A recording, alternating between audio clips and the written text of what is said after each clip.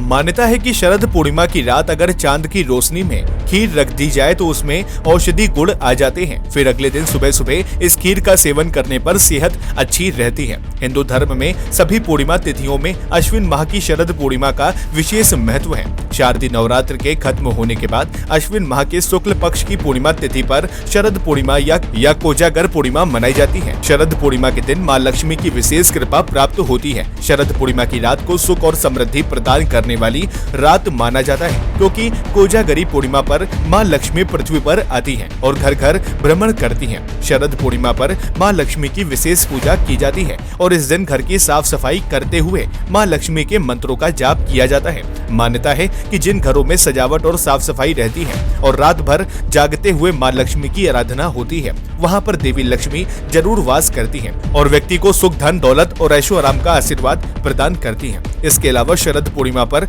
रात भर खुले आसमान के नीचे खीर रखी जाती है। माना जाता है कि रात भर चांद की रोशनी में शरद पूर्णिमा पर खीर रखने से उसमें औषधि गुण आ जाते हैं। फिर अगले दिन सुबह सुबह इस खीर का सेवन करने पर सेहत अच्छी रहती है। ज्योतिषविद हिमांशु मिश्रा बताते हैं कि धार्मिक ग्रंथों के अनुसार चंद्रमा को मन और औषधि का देवता माना जाता है। शरद पूर्णिमा की रात को चांद अपनी 16 कलाओं से परिपूर्ण होकर पृथ्वी पर अमृत की वर्षा करता है।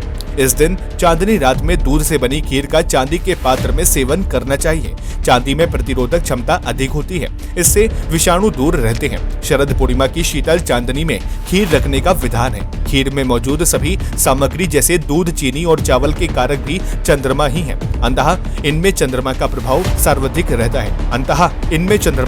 सर्वाधिक रहता है।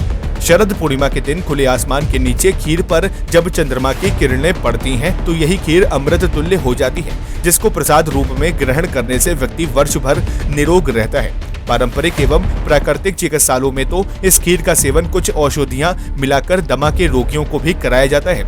ये खीर पित्त शामक, शीतल, सात्विक होने के साथ वर्ष भर प्रसन्नता और आरोग्यता में सहायक सिद्ध होती है।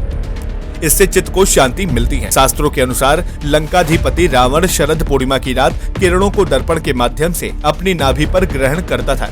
मान्यता है कि इस प्रक्रिया से ही उसे पुनर्वसन शक्ति प्राप्त होती थी। चांदनी रात में कम वस्त्रों में घूमने वाले व्यक्ति को ऊर्जा प्राप्त होती है, जिससे स्वास्थ्य अच्छा रहता है। शरद पूर्णिमा की रात्रि में चंद्रमा की तरफ एकटक निहारने से या सुई में धागा पिरोने से नेत्र ज्योति बढ़ती है।